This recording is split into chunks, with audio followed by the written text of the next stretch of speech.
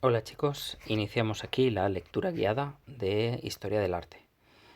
Vamos a ver los distintos temas, que son estos que tenéis aquí. Vamos a ver una breve introducción. Luego veremos Grecia y Roma, el arte islámico, románico y gótico, renacimiento, barroco, Goya, siglo XIX y primera mitad del siglo XX.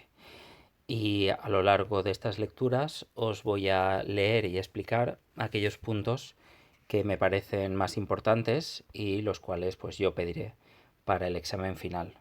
Otra cosa es que para las pruebas de acceso a la universidad, pues evidentemente entenderéis que cuanto más estudiéis, pues más posibilidades tenéis de sacar buena nota. Yo, como quiero hacer un examen final que entre todo, lo que os voy a pedir es algunos de los puntos que considero más importantes y son los que voy a leer.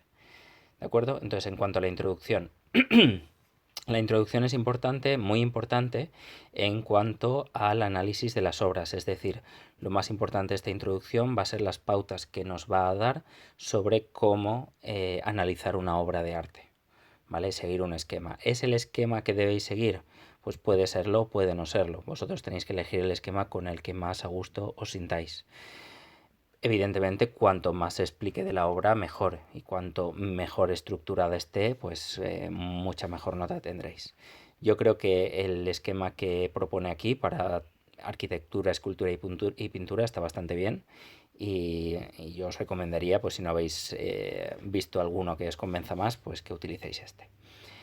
Esta primera parte, ¿vale? Este primer tema, perdón, tiene 5 partes, como podéis ver, una que se llama Las obras de arte, en el cual, pues bueno, hace una introducción sobre qué es el arte, qué se pretende conseguir, qué finalidad tiene, una introducción a nivel general, luego la historia del arte, ¿vale? Y las distintas escuelas que ha habido para explicar la evolución de los estilos artísticos a lo largo de la historia.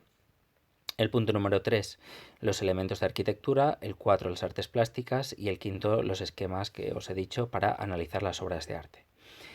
Es muy importante, aparte de estos esquemas para analizar, que dominéis muy bien el vocabulario, ¿de acuerdo? Porque, sobre todo en la arquitectura, hay elementos que tienen un nombre determinado, ¿vale? En la escultura y en la pintura menos, pero en la arquitectura sobre todo.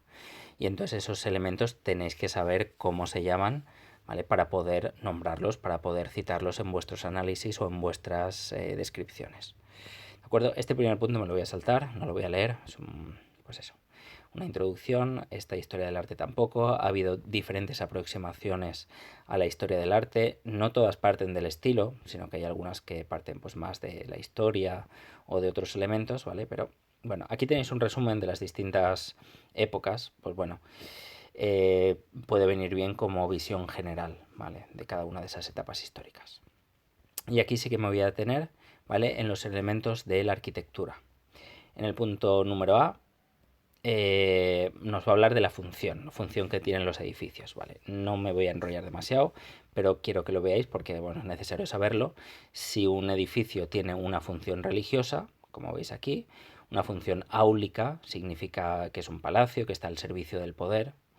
Si es una construcción civil, ¿vale? Fundamentalmente tendrá a ser burguesa, ¿vale? Presente en las ciudades, pues bien, como mercado, lonja, hospital, ayuntamiento, ¿vale? Con una naturaleza civil. Luego están las obras conmemorativas y luego las obras públicas que tienen que ver más con la infraestructura. Punto B, modo de representarlos, pues no nos interesa demasiado. Los materiales, pues los veis, ¿vale? Para que, bueno, a la hora de señalar en los análisis de qué materiales está formado una obra de arte, pues que sepáis utilizarlos, en cuanto a la arquitectura en este caso.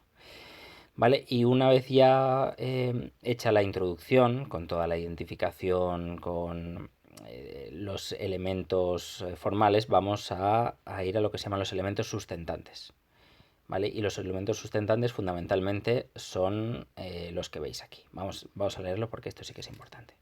Los elementos sustentantes son los elementos que soportan el edificio y especialmente la parte más compleja de construir, que es la cubierta que lo cierra. Los principales elementos sustentantes son el muro y el poste o pie derecho, o piel derecho. Piel derecho no sé lo que es. Bueno, ahora lo veremos. A lo largo de la historia se ha preferido uno u otro, aunque también se emplean juntos. El muro se puede construir con distintos materiales. Cuando es de piedra, las unidades que se componen son de distintos tipos. Podemos hablar de sillares, ¿vale? Cuando son paralelepípedos, es decir, cuando tienen una geometría de cubo, por así decirlo, y además de forma regular. A veces toman formas características, cíclopes cuando son muy grandes, almohadillados cuando están perfilados, es decir, cuando se redondean las aristas, rústicos con una superficie intencionadamente tosca. Luego está el sillarejo, que ya no tienen esa perfección geométrica, sino que son pequeños sillares labrados toscamente, a veces con aposta y a veces sin que sea a propósito, ¿vale? Pues para darle una apariencia pues más rústica, más rural, por así decirlo. Y luego la mampostería, que son bloques sin labrar. Cuanto al aparejo, es la disposición de estos elementos en el muro. Puede ser a soga, a tizón, a soga y tizón, reticulado, o espiga o espina en ladrillo, ¿vale? Eso lo podéis ver en las primeras hojas que repartí en la introducción del curso, ¿vale? Y ahí aparecen dibujos con los distintos aparejos que puede haber. Cuando los postes o pies derechos son los llamados elementos verticales. Suelen tener tres partes claramente diferenciadas, basta, fuste y capitel. Se clasifican en dos: columna, cuando la sección es circular, y el pilar, cuando es una sección poligonal. Además, si está adosado al muro, se denomina pilastra. Los contrafuertes son pilastras exteriores que refuerzan el muro. ¿De acuerdo? Pues cuando hay un edificio hay que hablar de todas estas cosas, ¿vale? En cuanto a elementos sustentantes y sostenidos, la mayor dificultad arquitectónica reside en cubrir el espacio, tanto los vanos o huecos, puertas y ventanas, como la cubierta o techumbre. Estos elementos de cierre deben soportar su propio peso y el de los elementos construidos sobre ellos, sin romperse ni deformarse, y conducirlo a los elementos sustentantes. Existen dos sistemas distintos, ¿vale? Sistemas para levantar y para sostener y para conservar una estructura. Primero es el sistema arquitrabado, que es el típico, sobre todo de Grecia, también en Roma, aunque en Roma ya aparece el sistema abovedado, y que es el sistema, digamos, horizontal, sin uso de bóvedas ni arcos. Usa exclusivamente elementos horizontales para cubrir el espacio. El empuje de su peso se transmite perpendicularmente hacia el suelo, lo que limita su longitud. Es decir, no puedes poner un templo excesivamente grande. ¿Por qué? Porque todo el peso va a ir hacia abajo, todo el peso de la cubierta, y cuanto más altura tenga un elemento sustentante, mucho más difícil va a ser de sostener. Mucho más difícil será que se mantenga de una pieza. Es decir, los edificios antiguos clásicos no pueden tener una grandísima altura a menos que las columnas sean muy grandes, ¿vale? O sean muchas y puedan sostener ese peso. El empuje del peso se transmite perpendicularmente, lo que limita la longitud, especialmente cuando es de piedra. Si es un bloque demasiado largo, se quebrará, evidentemente. Estos elementos horizontales reciben distintos nombres según su localización. El dintel, que cierra los vanos, puertas y ventanas; la viga, que es el entramado de la techumbre, del techo; el entablamento, que es característico de los intercolumnios clásicos, lo veremos ahora en Grecia; y la ménsula, que es un elemento en saledizo. Vale, ahora lo veremos. Las techumbres suelen ser de madera y presentan distintas disposiciones, que son las que veis ahí, que bueno, que eso no es necesario saberlo porque pues, habitualmente no se va a ver ni en las fotografías ni se suele ver en los análisis. Y mientras que el sistema abovedado, pues bueno, tiene unas características mucho más variadas y bueno, y aunque son fáciles de ver en general y aunque tienen muchísimas más variedad que la que vamos a ver, pues bueno, estas son las básicas, que son las que conviene saber y poner en los análisis. Sistema abovedado se basa en el arco, estructura que desvía los empujes lateralmente, por lo que se consigue una abertura mayor que con el sistema anterior. Sin embargo, resulta más compleja su construcción, ya que requiere el uso de cimbras. Se compone de una serie de dovelas, la central es la clave, que arrancan de la imposta, ¿vale? Eso en las hojas de la introducción también lo podéis ver, esos elementos del arco, pero tampoco es necesario que lo sepáis. Lo que tenéis que saber, sobre todo, es saber diferenciar los distintos tipos de arco y de bóveda, que ahora veréis. La altura se denomina flecha y la anchura luz. La cara interior del arco es el intradós, los principales. No es necesario saberlo. Principales tipos de arco, esto sí, ¿vale? Arco de medio punto, semicircular, pues típico del románico, también de Roma. El arco peraltado, semicircular con el centro por encima de la línea de imposta. El rebajado, semicircular pero con el centro por debajo de la línea de imposta, es decir, un semicírculo más elevado o más bajo. El apuntado ojival, el arco apuntado, típico del gótico. El arco de herradura, típico del arte islámico. Arco lobulado también. Y el mixtilíneo, que es una sucesión de segmentos curvos y rectos. Muy bien. En cuanto a la bóveda, es la estructura que cubre el espacio construido con los mismos principios que el arco, ¿vale? Es un arco, ¿vale?, llevado en profundidad. Los tipos más importantes son la bóveda de cañón, semicircular, la bóveda de arista, que es la intersección de dos bóvedas de cañón, ¿vale?, formándose ese entramado de nervios. La bóveda de crucería, la que refuerza las aristas con nervios, de horno, cuarto de esfera y cúpula, ¿vale?, que es una bóveda semiesférica, ¿vale?, semicascarón. Con frecuencia se levanta sobre un tambor y una linterna que se abre en la parte más elevada, que es por donde entra la luz fundamentalmente.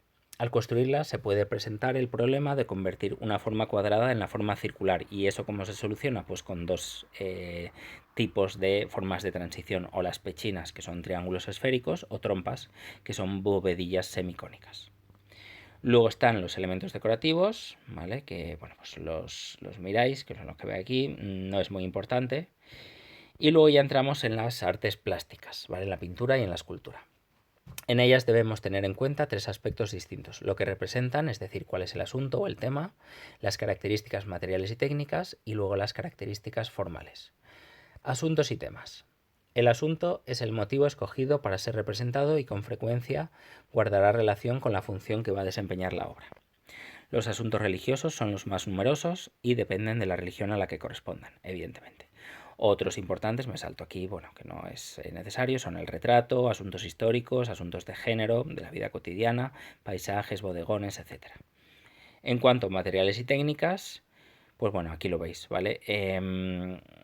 Venga, vamos a leerlo, que es importante saberlo a la hora de señalar, de hacer el análisis formal. Los escultores utilizan todo tipo de materiales, cada uno de los cuales posee características distintas: dureza, plasticidad. Principalmente los escultores esculpen con madera, que tiene un fácil tallado, la piedra, que el mármol ha sido pues el material más usado, y el metal, especialmente el bronce. Otros materiales son la arcilla, el yeso y más recientemente el plástico o el hormigón. Bueno, el hormigón, como sabéis, viene desde la antigua Roma, aunque no para el uso de la escultura, evidentemente.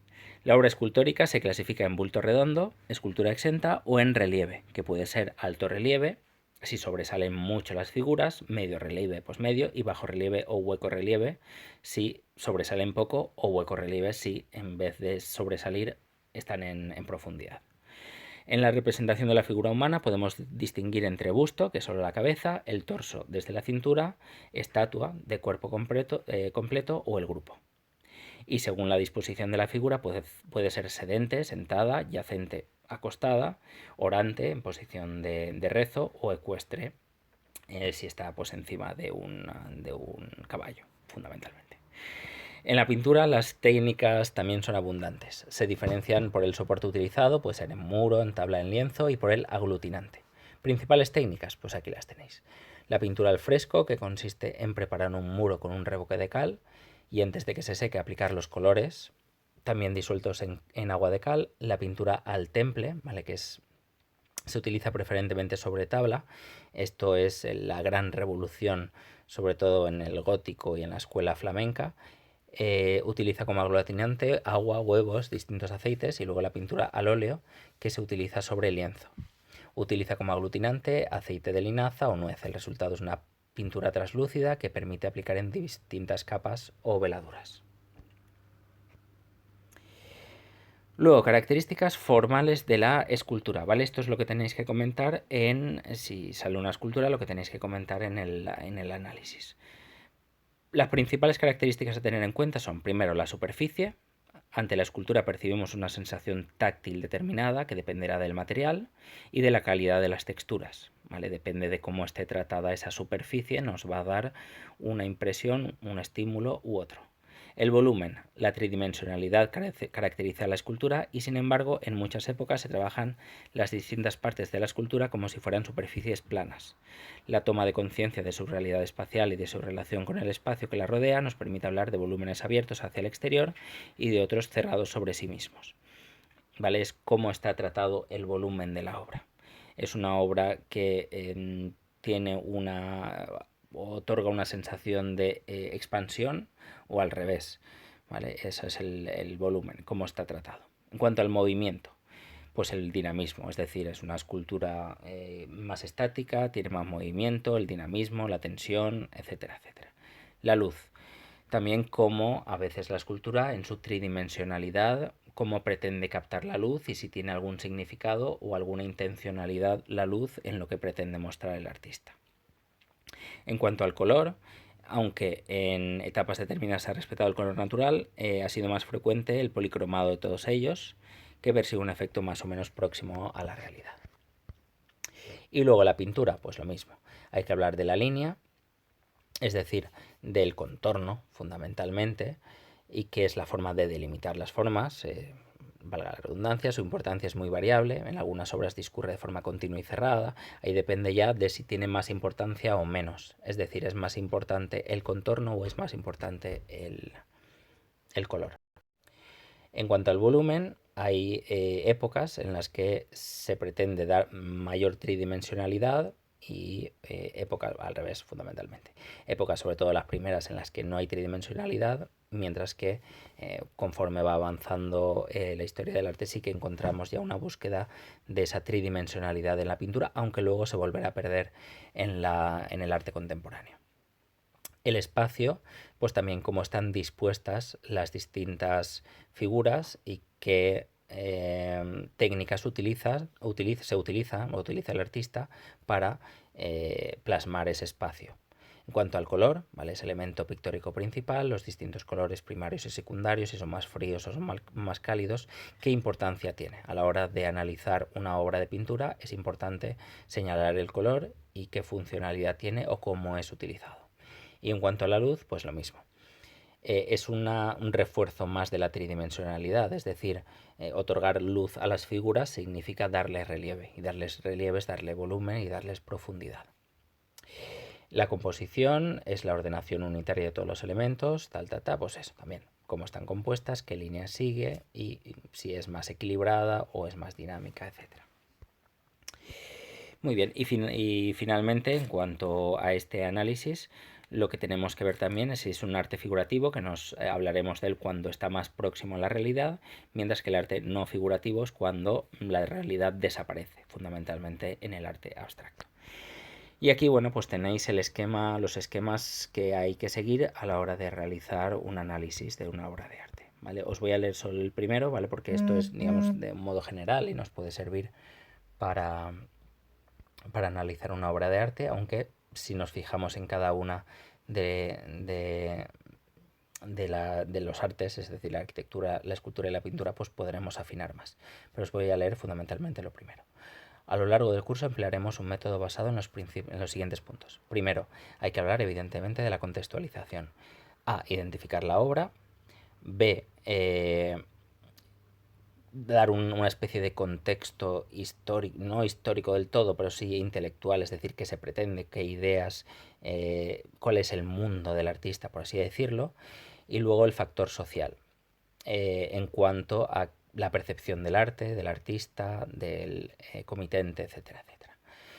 La lectura formal, hablamos más de lo que vemos.